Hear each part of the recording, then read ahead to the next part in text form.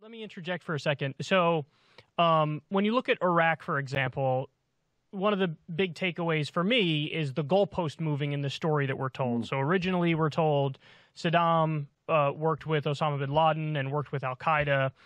Then the goalpost moves when we learn that that's BS, and it's, well, Saddam has weapons of mass destruction. And, of course, the implication that they're trying to make is, like, he has weapons of mass destruction and he might use them on us. So trying to scare everybody on that front.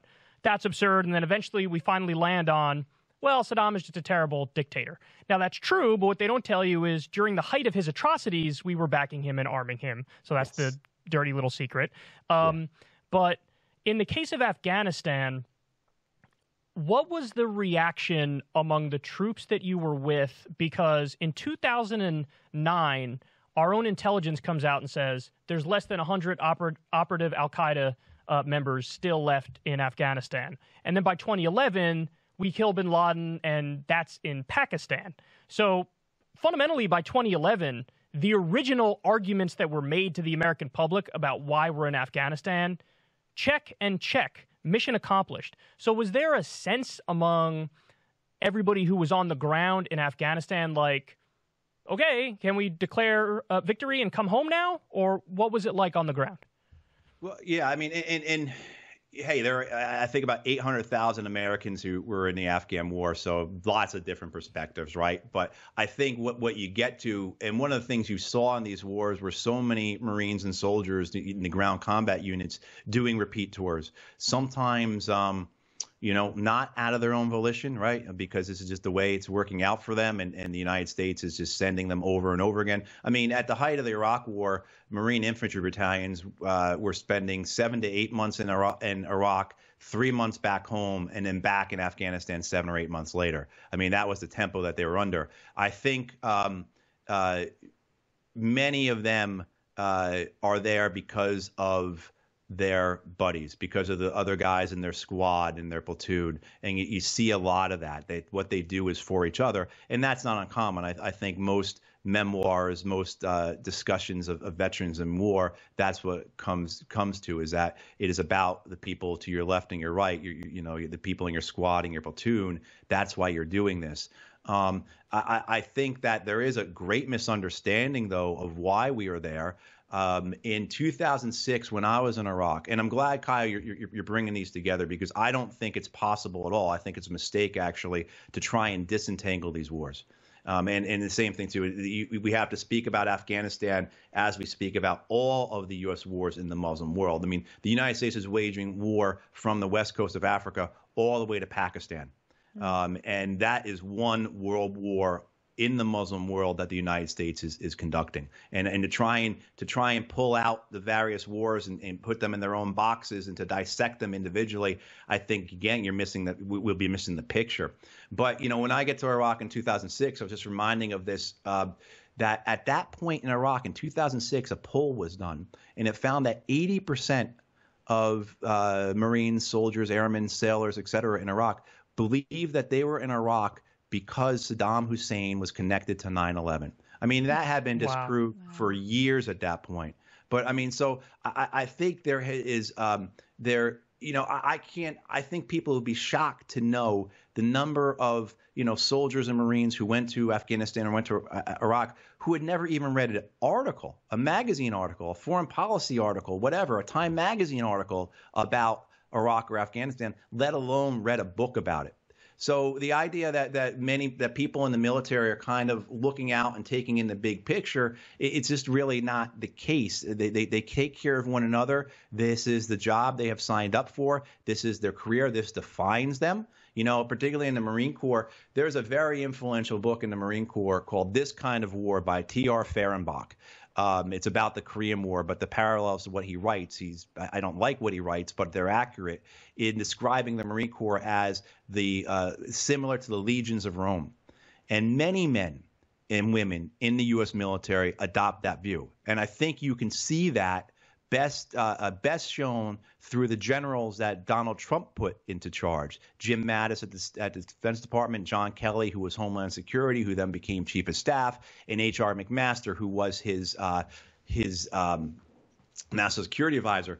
These are men who, unlike the neoconservatives under Bush, the Kalazads, the Wolfowitzes, etc. These are men who do not believe that it is purposeful or even necessary to try and rebuild these societies. These are men who believe that these parts of the world are the frontiers of the empire. They are the borderlands, and they must be subjected and kept down. That the rebellion, the challenge to American authority must be met with violence. And if you're familiar with the CIA and the special operations community, you will have heard the phrase mowing the grass. Mm-hmm. The idea that we have to consistently be over there mowing the grass to keep the people down, to keep control. If we do not do that, it will rise up and we will be in trouble.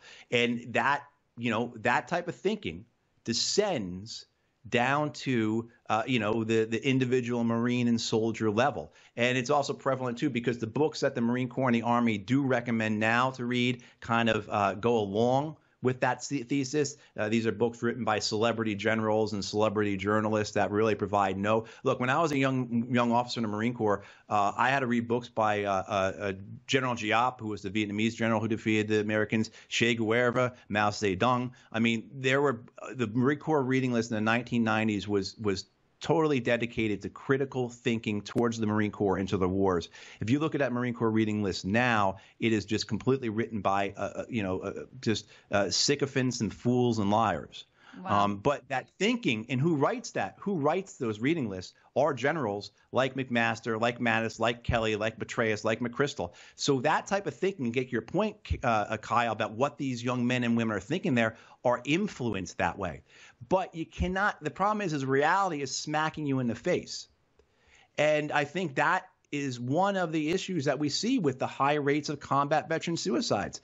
We do not have data on exact numbers of combat veterans versus deployed veterans. We do know that the order of magnitude of suicide in terms of veterans deployed to Iraq and Afghanistan is much higher than veterans who did not deploy to Iraq and Afghanistan. Wow. And compared to the general public, if you are a young man or a woman who went to the Iraq or Afghan war, your chance of death by suicide is 6 to 14 times greater than a civilian your age who did not go to the wars. 6 to 14, right? I mean, and what we know from all the research, dozens of studies have been done at this. Don't listen to people like Sebastian Junger. They have no idea what they're talking about.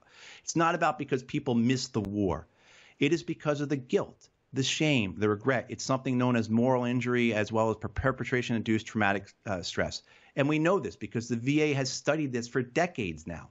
Since 1991, the VA has reported the best predictor in combat veterans of suicide is guilt. So your point, Kyle, is that you believe these things, right? You're told these things. The books you're told to read reinforce these things, right? You get out. You're out of that bubble. You're out of that groupthink. You're out of that environment. You're out of that support network. And now you start to think about it. It doesn't make sense. The stuff you heard over and over again, well, it just keeps being true. Why do these generals have to keep saying every year progress is just around the corner? They said that last year. They said the year before, as well as, too, if you dig into it and you realize that what are we doing here? There's a story. Oliver Stone and Peter Kuznick had the book Untold History of the United States, which I recommend to everybody. And then Showtime did a documentary series on it. There is a story that DVD box set went around a Marine battalion in Helmand and caused such distress, anger, despondency, because these Marines were learning about the nature of American imperialism, about how this war is connected directly to that. And this is what they're taking part in. Wow. That the officers ordered that those DVDs be confiscated. Wow.